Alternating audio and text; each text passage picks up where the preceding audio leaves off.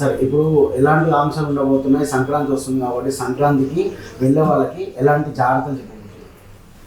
సంక్రాంతికి మా నేషనల్ హైవేలో విజయవాడ రూట్లో చాలా ట్రాఫిక్ రద్దీ ఉండే అవకాశం ఉంది.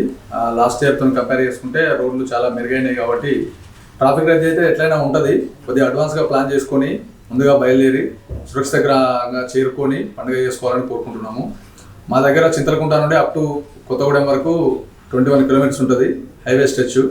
మరియు ఓఆర్ఆర్ మీద కూడా ఎక్కువ ట్రాఫిక్ ఫ్లో ఉంటుంది కాబట్టి కొద్దిగా అడ్వాన్స్గా బయలుదేరిన అందరూ అతివేగం ప్రమాదకరం, వాహనాన్ని నెమ్మదిగా నడుపుకొని సురక్షితంగా చేరుకోవాలి.